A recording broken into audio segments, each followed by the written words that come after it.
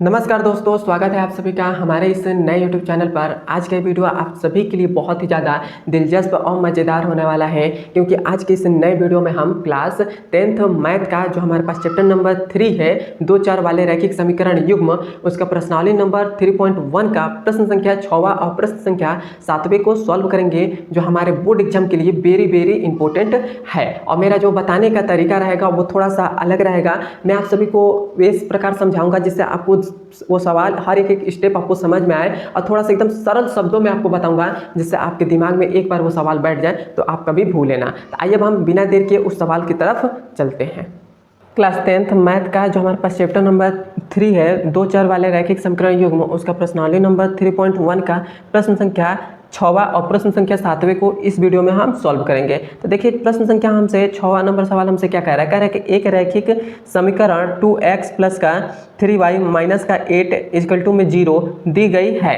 मतलब हमें एक रैखिक समीकरण ये दी गई है और कह रहा है कि दो चरों में एक ऐसी और रैखिक समीकरण लिखिए ताकि प्राप्त युग्म का ज्यामितीय निरूपण जैसे कि प्रतिच्छेद करती रेखाएं हो, समांतर रेखाएं हो और संपाती रेखाएं हो। मतलब हमसे इस क्वेश्चन में कह रहा है कि ये जो हमारे पास एक हमारे पास क्या दे दिया गया है, एक हमारे पास ये रैखिक समीकरण दे दिए गए, और ऐसे ही हमें एक और रैखिक समीकरण मतलब लिखना है जो प्रतिच्छेदी रेखाएं हो और समांतर भी हो और संपाती भी हो। तो ऐसे हम लिख लेते हैं। तो सबसे पहले तो हमारे पास जो हमारे पास रैखिक बहुपद दिया गया है, रैखिक समीकरण दिया गया है, उसको पहले हम लिख लेते हैं। तो हमारे पास रैखिक समीकरण क्या दिया है, 2x प्लस का 3y और माइनस का 8 इक्वल टू में 0। ये हमारे पास रैखिक समीकरण दे दिया गया है। अब हमें एक और रैखिक समीकरण ऐसे लिखना है, तो हम इसको इस प्रकार लिख सकते हैं 5, मतलब हम अपने मन से, आप इसका मतलब बहुत सारा आंसर हो सकता है, आप अपने मन से कुछ भी लिख सकते हैं। तो जैसे मैं लिख दे रहा हूँ 5x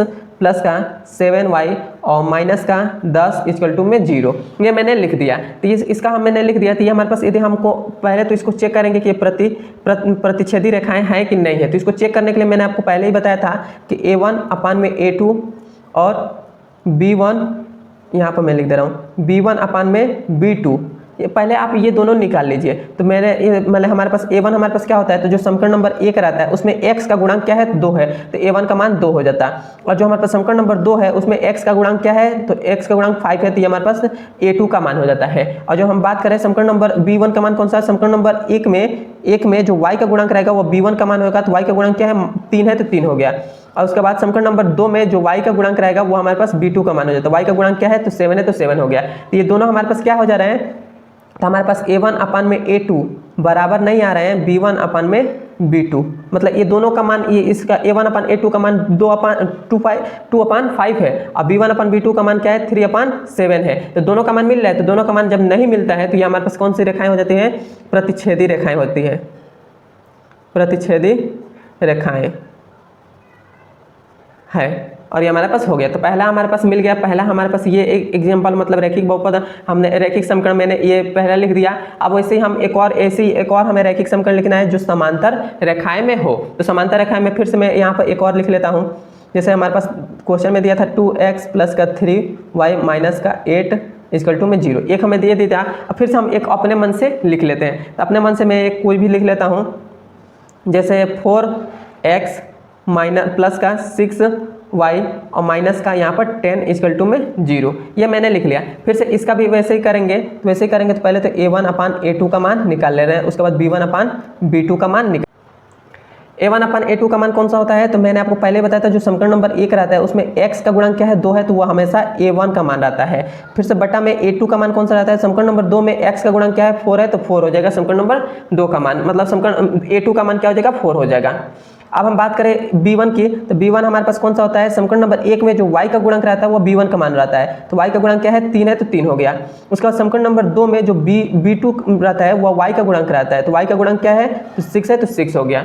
मतलब समीकरण नंबर 2 में जो y का गुणांक रहेगा वो b2 का मान रहेगा। तो इसका मान हम देखें तो हमारे पास 2 कने 2 2 4, तो 1/2 आ गया। इसका भी हम करें तो ये भी हमारे पास 1/2 आ गया है। तो अब हमारे पास ये a1 अपान a2 बराबर है b1 अपान b2।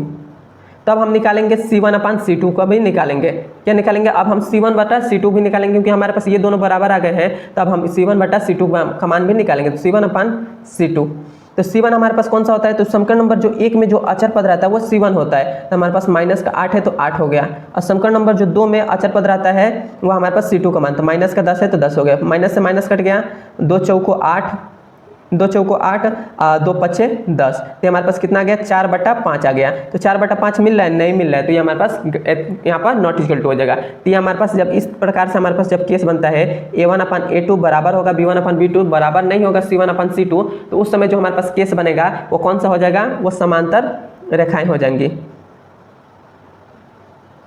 समांतर रेखाएं हो जाएंगी। क्लियर है यहाँ तक। मैं फिर से एक और एग्जांपल दे रहा हूँ। जैसे अब हमारे पास है तीसरा में ले रहा हूँ, तीसरा में हमारे पास क्वेश्चन में दिया था, वो समीकरण लिख लेता हूँ 2x3y माइनस का 8 इक्वल टू में 0, ये हमारे पास क्वेश्चन में दिया था। फिर से एक और हमें एक ऐसे ही समीकरण लिखना है जो समपाती रेखाएं हो, तो ऐसे हमें एक और समीकरण यहाँ पर मैं लिख देता हूँ। जैसे कि बात करें 4x प्लस का 6y और माइनस का 16 इक्वल टू में 0, ये हमने लिख दिया। तो इसमें आप देखेंगे तो हमारे पास A1/A2 और B1/B2 और C1/C2, इसमें तीनों का मान बराबर है, क्योंकि A1 हमारे पास ये है, A2 ये है, B1 ये है, B2 ये है, C1 ये है, C2 ये है, तो हमारे पास 2/4 है, कट पीट कर क्या हो जाएगा 1/2 हो जाएगा।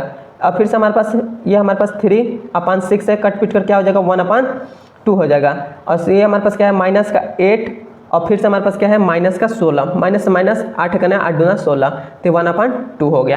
तीनों का मान 1/2 आ जा रहा है। तो जब हमारे पास A1/A2 बराबर होगा B1/B2 बराबर होगा C1/C2, तो उस समय जो हमारे पास केस बनते हैं वो क्या होते हैं, समपाती बनते हैं, समपाती रेखाएं है। और ये हमारा इसका 6वें का आंसर हो जाएगा। मैं आशा करता हूँ कि आपको 6वां नंबर सवाल समझ में आ गया होगा।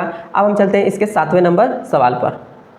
ये देखिए, ये हमारे पास 7वां नंबर सवाल है। ये देखिए हमसे क्वेश्चन में क्या कह रहा है, कह रहा है कि समीकरणों x minus Y plus 1 equal to में 0 और 3x प्लस का 2y माइनस का 12 इक्वल टू में 0 का ग्राफ खींचिए। मतलब हमें इन दोनों का ग्राफ खींचना है, और कह रहा है कि x अक्ष और इन रेखाओं से बने त्रिभुज के शीर्षों के निर्देशांक ज्ञात कीजिए। मतलब हमारे पास जब इसके ग्राफ हम खींचेंगे तो उसमें x अक्ष के सामने एक त्रिभुज बनेंगे, उसके हमें निर्देशांक भी लिखना है।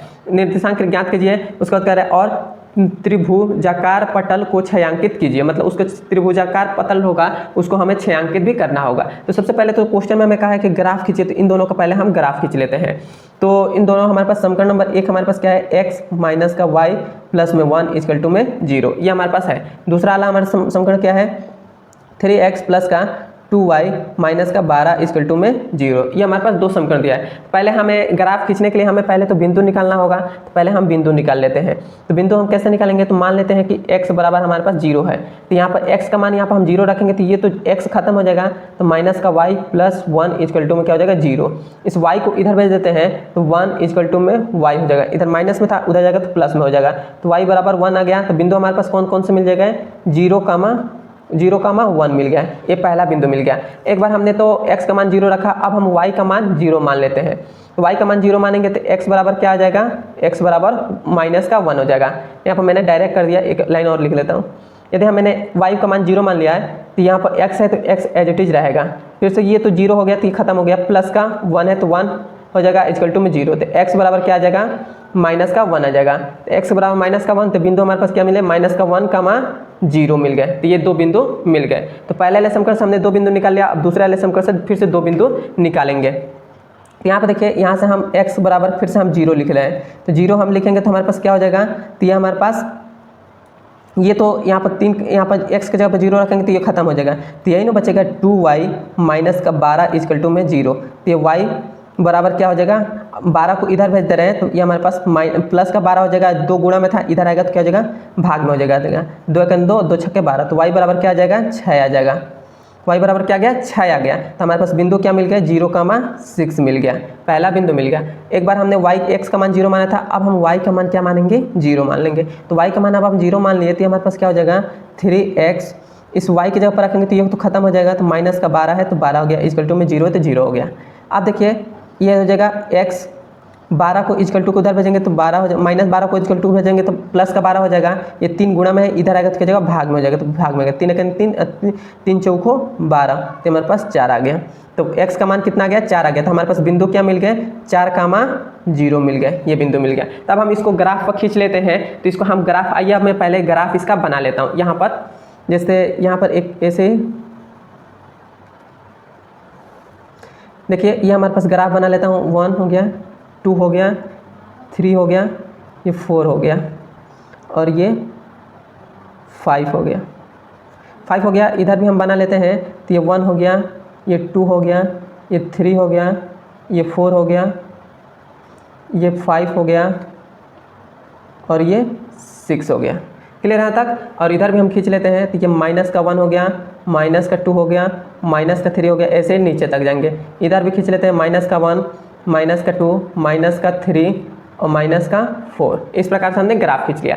पहले अब हम बिंदु को पहले मिलाते हैं। तो सबसे पहला हमारे पास बिंदु क्या आया था, 0,1 आया था। तो 0 हमारे पास पहला x अक्ष रहता है, ये x अक्ष है, ये y अक्ष है। तो 0,1, तो 0 तो हमारे पास यहाँ पर हो जाएगा। उसके बाद 1 कहाँ पर आएगा, तो 1 हमारे पास y अक्ष पर, तो यहाँ आ गया। फिर से दूसरा हमारे पास क्या था, -1,0, तो -1 यहाँ पर हो जाएगा और 0 यहाँ पर हो जाएगा। तो ये हमारे पास 2 बिंदु मिल गए।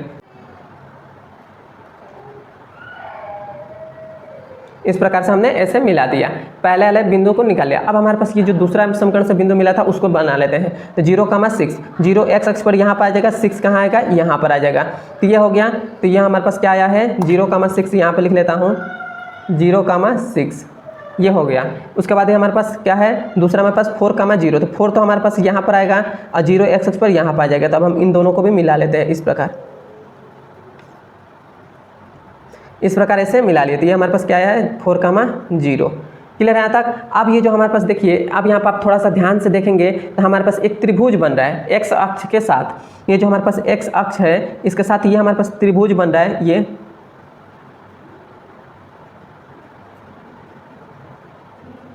ये हमारे पास त्रिभुज बन रहा है। तो इसको तो हमें क्वेश्चन में कहा था कि छायांकित कीजिए, तो हमने तो ये इस प्रकार से छायांकित कर दिया, ये कर दिया। उसके बाद हमें कहा था कि त्रिभुज के शीर्षक के निर्देशांक ज्ञात करिए। तो निर्देशांक ज्ञात करने के लिए हमारे पास क्या हो जाएंगे, तो यहाँ पर आप थोड़ा सा ध्यान देंगे तो ये किसके सामने है, ये 2 के सामने है, 2 के सामने है तो 2 हो जाएगा। और ये किसके सामने है, 3 के सामने है, तो ये 3 हो जाएगा। तो ये हमारे पास ये एक निर्देशांक, 2 निर्देशांक ये मिल गए। और हमें क्या निकालना है, इसका निर्देशांक हमें निकालना है, नहीं इसका निर्देशांक। तो इसका निर्देशांक क्या हमारे पास है, तो हमारे पास क्या हो जाएगा, -1,0 हो जाएगा। तो हमारे पास तीनों निर्देशांक मिल गए और ये हमारा आंसर हो जाएगा। यहाँ तक आपको समझ में आया तो मुझे कमेंट में जरूर बताइएगा। अब हम मिलते हैं इसके अगले नंबर वीडियो में। धन्यवाद।